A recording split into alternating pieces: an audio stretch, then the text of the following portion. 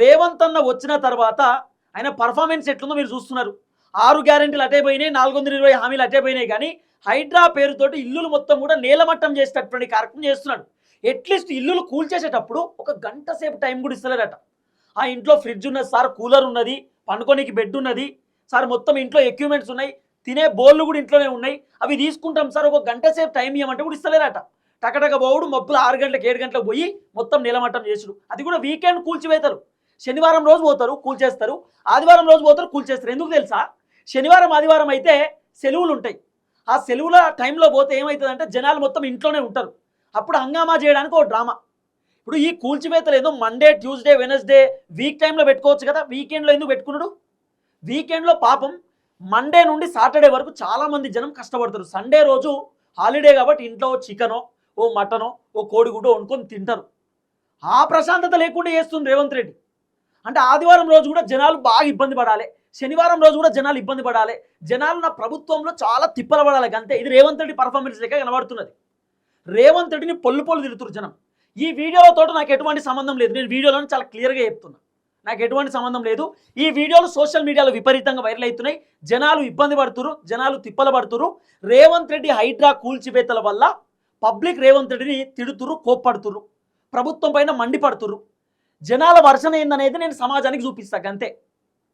అంతకుమించి నేను ఏం చేయట్లేదు. వాళ్ళు తిడుతురు, కొంతమంది పోడేటోళ్ళు ఉన్నారు, కొంతమంది తిట్టేటోళ్ళు ఉన్నారు. వాళ్ళ వర్షన్ నేను మీకు పిన్ టు పిన్ ఈ వీడియోలో వినిపించేటటువంటి కార్యక్రమం చేస్తా. ఇగో అమీన్పూర్లో రేవంత్ రెడ్డి ప్రభుత్వం ఆల్రెడీ ఇక్కడ జనాలు ఉన్నారు, అయినా సరే జేసీబీ పెట్టి కూల్చేస్తున్నారు. పబ్లిక్ ఉన్నారు పైన.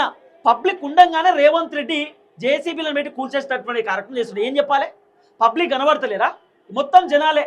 పైన కూడా జనాలు ఉన్నారు, కింద కూడా జనాలు ఉన్నారట అపార్ట్మెంట్లో. ఇంకా కిందికి రాలే కొంతమంది, అయినా కూడా కూల్చేస్తారు. కింద జనాలే నిలుస్తున్నారు, అయినా సరే కూల్చేస్తారు. ఏందో అర్థం కాదు. అంత విచిత్రమైనటువంటి పరిపాలన ఇది, విచిత్రమైన పరిపాలన. ఏమనంటే హైడ్రా, ఏమనంటే భూదాన్ భూమి, ఏమనంటే అసైన్మెంట్ భూమి, ఇంకేమనంటే 111 జియో. ఇయో డ్రామా. ఓ నోటీస్ ఇయరో పాడియరు, మళ్ళా పోడు కూల్చేసుడుగా అంతే. అమీన్పూర్లో జరిగిన కథ. ఓ రాత్రిపూట కూడా కూల్చేసుడే, రాత్రిపూట కూడా కూల్చేసేటటువంటి కార్యక్రమం చేస్తున్నారు. నైట్ టైం చూడు, ఓ రాత్రి లేదో పగలు లేదు, కథం కూల్చేసుడే కూల్చేసుడు. ఇంత ఘోరమైనటువంటి పరిస్థితి చూడు.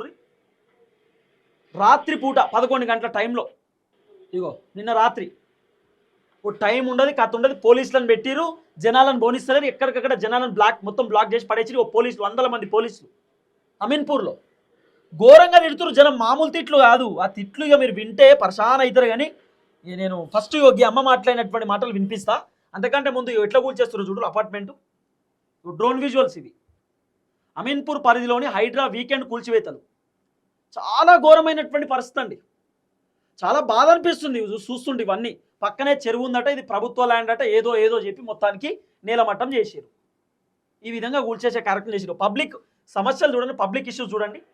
పాపం మొత్తం సోఫాలో కూర్చొని చిన్న పిల్లలు, తిండి లేదు, ఏం లేదు. ముసలామ, వయసు అయిపోయినటువంటి ఆమె, వాళ్ళ బాధలు, వాళ్ళ కన్నీళ్ళు, వాళ్ళ పరిస్థితి ఎంత ఘోరంగా ఉందో చూడండి. తెల్లవారుజామున లేస్తే బయటకు వచ్చి కూర్చున్నారు అంతే. ఇక 6-7 గంటలకే వచ్చిరట హైడ్రా అధికారులు. వచ్చి మీరు బయటికి వెళ్ళిపోవాలి, బయటికి వెళ్ళండి అని చెప్పిరట. ఎందుకు సార్ అంటే కూల్చేస్తున్నాం. నోటీస్ వేస్తారంటే ఇయ్యం, మా ఇష్టం. నోటీస్ ఎందుకు ఇస్తాం? వచ్చి కూల్చేస్తాడు మా పని. నోటీసులకి ఇట్లా మేము ఇయ్యం, ఇది మా రాజ్యం. చూడు పాపం ఏంది, ఎక్కడ పరిస్థితి, ఏం పరిస్థితి. వీళ్ళు ఏడిపోవాలి ఇప్పుడు, ఏడుండాలి వాళ్ళు.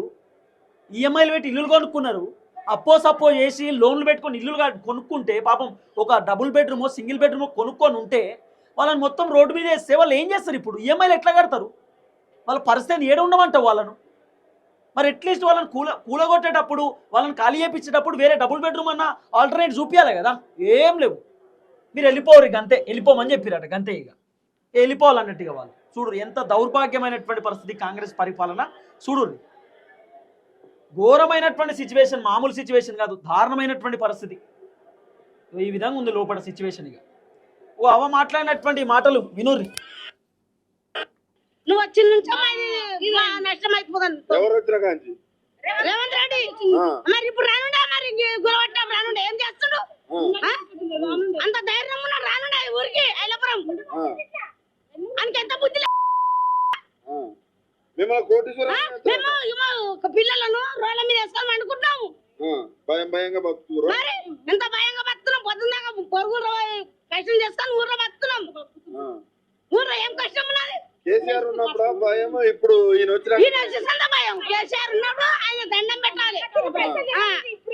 ఆయన ఒక చీరలు అందించిండంట. చీరలు లేవు, నాకు రేంగా లేవు. ఈ బంగారం ఇక వద్దు ఇక ఘోరంగా తిట్టిరు కానీ వద్దు ఇవన్నీ వినిపించ కానీ ఇంకున్నాయి మస్తుగా ఉన్నాయి. ఈ అమ్మాయి అయితే ఘోరంగా తిట్టింది. ఇక తర్వాత పెళ్లి లేకుండా సరే మా ఇల్లు మాకుంటే మేము గంజా నీళ్ళు రాయి బతుకుతాం. అట్లా అట్లీస్ట్ మా ఇల్లు అని ఉండాలి కదా అంటుందామా. మాకు చీరలు వద్దు, జాకెట్లు వద్దు, ఏమొద్దు, ఏదొద్దు. రేవంత్ రెడ్డి ఇచ్చేది మాకు ఏదొద్దు. అట్లీస్ట్ మా ఇల్లు మాకుంటే చాలు. మా ఇల్లు మాకుంటే నీళ్లు తాగానే బతుకుతాం మేము. మా ఇల్లులు కూల్చేస్తుండ్రు రేవంత్ రెడ్డి. ఎందుకు కూల్చేస్తుండ్రు అర్థమవుతుంది. ఈయనకంటే కేసీఆర్ నయం అంటారు జనం. కేసీఆర్ 100 పాలు నయం. ఆయన ముఖ్యమంత్రి ఉన్నప్పుడు బస్తుంటుండే అంటారు జనం. రేవంత్ అన్న కథ అట్లున్నది. ఇక కొన్ని ఉన్నాయి వామో, నేను జర తర్వాత చూపిస్తా కానీ ఇంకా చాలా మంది జనాలు మాట్లాడారు, మీరు చూడాలి. కట్ చేసి దౌర్జన్యం సార్. ఇన్ని 28 సంవత్సరాలు ఇది ఇలాంటి సీఎం ఎక్కడ చూడలేము మేము. మొత్తం వస్తున్నారు, మొత్తం వచ్చి మనుషులు నాకొస్తున్నారు, బయటలు అన్ని చేస్తున్నారు అన్న. ఇంత దౌర్జన్యం ఎక్కడా లేదు. పని చేసుకునే వాళ్ళు మీరు ఎన్ని గంటలకు వచ్చి చెప్పినారు వాళ్ళు? అరే పొద్దున్న వచ్చి ఇదే చేస్తున్నారన్న, దౌర్జన్యం చేస్తున్నారన్న. మనుషులు పడుకున్న వాళ్ళు పొద్దున్న 4-5 గంట టైంకి వచ్చారు, 6 టైంకి అట్లే వస్తారు వాళ్ళు. 5-6 గంటలకే వస్తారు వాళ్ళు. ఎందుకంటే అప్పుడే వాళ్ళ టైం, కరెక్ట్ టైం అది. పొద్దుగాల వాకింగ్ పోయినట్టే వస్తారు హైడ్రా అధికారులు. 5-6 గంటలకు వచ్చి కూల్చేస్తారు. అంతే వాళ్ళ పనే అది. ఇంకా చూడరు వీడియోలు. ఉంది. మళ్ళీ మేము నిన్న రెంట్ ఇచ్చాము. ఇప్పుడు మాకు ఈ మూమెంట్ అంతా చార్జెస్ ప్లస్ అదంతా ఒకటైతే ఇప్పుడు మాకు పీస్ ఆఫ్ మైండ్ అసలు ఎంత. ఇప్పుడు మాకు రేపు మేము ఆఫీస్కి వెళ్ళాలంటే ఏం చేయాలో మాకు అర్థం కావట్లేదు. మేము ఎక్కడికి వెళ్ళాలో కూడా తెలియట్లేదు. ప్రస్తుతానికి ఇప్పుడు మేము అందరం ఇట్లా కింద పెట్టుకొని ఉంటున్నాం సార్. ఇప్పుడు వాళ్ళు మధ్యాహ్నం అది కూడా కూలగొట్టేస్తాం అంటున్నారు. ఈ సామాన్లన్నీ ఎక్కడ పెట్టుకోవాల్సి వస్తుంది సార్. ఎవరు కూడా ఇప్పుడు వర్కింగ్ వాళ్ళకి ఎందుకు తెలుస్తుంది సార్. వాళ్ళకి ఎందుకు సార్ ఇవన్నీ. They don't need all these things కదా. వాళ్ళకి జస్ట్ సింపుల్ గా ఇప్పుడు అంటే వాళ్ళకి వాళ్ళు తీసుకుని అంతే కదా, వాళ్ళకి తెలియదు కదండి ఇవన్నీ. ఎవరికో ఇంటిలో ఏదో అవుతుంది, మాకు ఇంపాక్ట్ అవుతుందని నో వన్ విల్ ఎక్స్పెక్ట్ కదా. బట్ అసలు ఇప్పుడు మాకు ఏం అర్థం కావట్లేదు. ఈవెన్ ఇప్పుడు ఆన్ ద స్పాట్ మాకు ఇల్లు కూడా దొరకట్లేదు. మేము ఎక్కడికి వెళ్ళాలి. మాకు మార్నింగ్ 6 o'clock కి కాల్ వచ్చింది సార్. అంటే మాకు ఏం లేదు సార్. ఉంటే మేము ఎందుకు ఉంటాం సార్. రెంట్కుండే వాళ్ళు అలాంటి రిస్క్ ఉంటది అని అనుకున్నప్పుడు ఎందుకు ఉంటారు ఇక్కడ. ఓనర్స్ అంటే మనం ఏదో ఫైట్ చేయాలేమో అనే థాట్ ఉంటుంది. ఇప్పుడు రోడ్డు మాకు అసలు ఇప్పుడు అద్దెలకి ఇచ్చి మనము రెంట్ కట్టుకుండి అంతా చేసి మేము రోడ్డు మీద పడాల్సిన పరిస్థితి వచ్చింది. అట్లుంది కథ రేవంత్ అనే పరిపాలనలో. రెంట్కుండేటోళ్ళు కూడా ఉండొద్దు అన్నట్టు ఇంట్లో. ఇంకునే చూడరు. మా కడుపు మీద కొడుతున్నాడు. మా రెక్కల గల కష్టం చేసుకొని మాకు కూడా తినకుండా తాగకుండానే బతుకుతున్నాం మేమైతే. మరి ఇంకేంటంటే మీ ఇట్లా కొనే వాళ్ళు కూడా ఇక బిడ్డల గల్లు ఎట్లా చేయాలి, అప్పులు ఎట్లా కట్టుకోవాలి, ఎట్లా ఏం కొనాలి, ఏం పెట్టాలి. ఇదేం బంగారం రేటు. బంగారం రేటు ఏంది అది. ఇలా 2 లక్షలు అంటే ఎవరు పెట్టాలి, ఎట్లా చేయాలి. ఆగమైతే లేదా పిల్లలు, ఆగమైతే లేదా లోపల. ఇప్పుడు పిల్లలంతా మందుల్లా ఎందుకు చచ్చిపోతున్నారు. పెళ్లి చేయక మేము పేదోళ్ళు ఇళ్ళల్లా పెళ్లి చేయలేక సావలేక బతకలేక ఆగమైపోతుంది మా పిల్లలు తెలుసా. ఇల్లు అంటే కొంచెం ఉండాలి, కొద్దిమైన కొంచెం గూడన్నా ఉండాలి. అది ఓకే. అది ఏంటి పరిస్థితి అంటే చెట్ల కింద కూడా ఉండని కష్టం. ఉంటే పరిస్థితి ఏంటి, విషయం తెచ్చుకొని తాగాలి. ఇంతమంది తెచ్చుకొని తాగాల. అప్పుడు ఆయనకు ఇంకా 2 ఓట్లు వస్తాయి. 2 ఓట్లే వేస్తాం అప్పుడు. అంతగా 2 ఓట్లు ఎక్కువ వస్తాయి అన్న. చచ్చిపోతే నేను చచ్చిపోతే అది 2 ఓట్లు ఎక్కువ వస్తాయి కదా. డబల్ ఓటు కొట్టుకుంటుండొచ్చు. మరి ఏం ఆలోచన చేసి పని చేస్తున్నాయినా. ఏ సీట్ ఎక్కి నుంచి ఏం ఆలోచన వచ్చింది. ఏ చేసిన ఫస్ట్ బస్ వేసిండు. ఏం ఆలోచన వచ్చింది. కాకపోతే అన్న టికెట్ తక్కువ చేయనండి. 100 రూపాయల టికెట్ల 50 రూపాయల టికెట్ చేయనండి. 50 రూపాయల టికెట్ చేయనండి. మెదకు నుంచి వీడికి 50 రూపాయలు ఉండే టికెట్ ఇప్పుడు 100 రూపాయలు అయిపోయి. ఈ టికెట్ కూడా మీ భర్త దగ్గర వసూలు చేస్తుండ్రు రేవంత్ అన్న. ఇప్పుడు మా నాయన ఎడికన్నా పోవాలనుకో, మా ఊళ్ళకి వెళ్ళి హన్మకొండకు రావాలంటే మాకు 60 రూపాయల టికెట్ ఉంటుంది. ఇవాళ 120. మా అమ్మ టికెట్ కూడా మా దగ్గరనే వసూలు చేస్తుండు రేవంత్ రెడ్డి. ఇంకా ఉచిత ప్రయాణం అని చెప్పి డైలాగులు కొట్టుడు. ఈ బంద్ చేయి రేవంత్ అన్న. కైకు అన్న కైకు ఏ బంద్ కరో. నీ దుకాణమే బంద్ కాబోతుంది, పరిపాలన బంద్ అవుతుంది సార్. ఆగు. ఏ టైంకి వచ్చినారు, ఎట్లా మీ పరిస్థితి ఎట్లా? ఇప్పుడు ఇవన్నీ తీసి రోడ్ మీద పడేసిన పరిస్థితి అయింది. మొత్తం అంతా రోడ్ మీదనే అయిపోయిందండి. మొత్తం పొద్దున్న లేవగానే మేము రోడ్ మీద పడ్డాము. మా సిస్టర్ యాక్చువల్లీ ఇక్కడ ఉంటారు ఫాస్ట్ 8 months నుంచి. న్యూ బిల్డింగ్ ఇది, న్యూ కన్స్ట్రక్షన్ కాబట్టి మేము వచ్చాము. 20,000 పే చేస్తున్నాం రెంట్, 1,000 మెయింటెనెన్స్, 2 months అడ్వాన్స్. ఏ టైంకి వచ్చినారు ఇక్కడికి? ఆగస్ట్ లో వచ్చాము. మార్నింగ్ వీళ్ళు వచ్చి 7 o'clock కి డోర్ కొట్టారు. డోర్ కొట్టి మీరు నన్ను అది కూడా మెల్లగా కొట్టలేదు, బాగా జోరుగా కొడితే ఏమైందో అనుకున్నాము, ఏదన్నా అవుతుందేమో డిజాస్టర్ అనుకుని మేము లేచాము. Actually to find out it is a disaster only.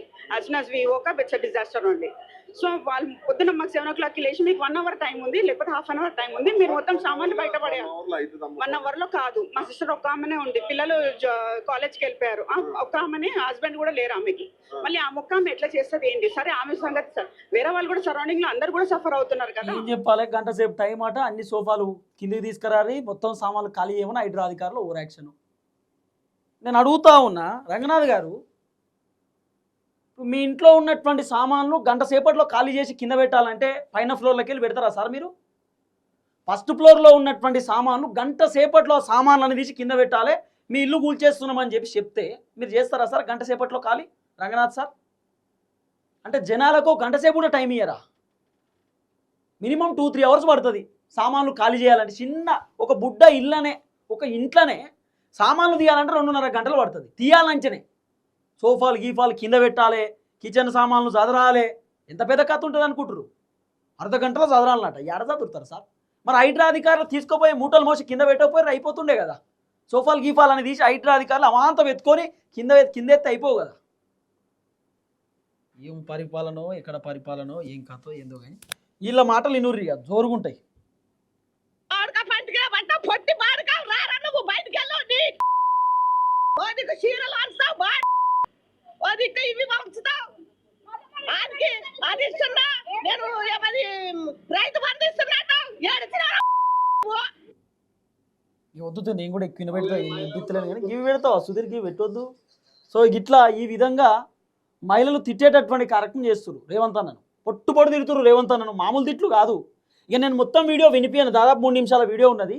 3 నిమిషాల వీడియోలో మాట ముందు మాట వెనకాల బా అనేటటువంటి పదమే వాడింది పెద్దవ్వ. కాబట్టి నేను ఇక ఈ వీడియో నేను వినిపించాను కానీ ఇంకా వీడియో కూడా చూడు.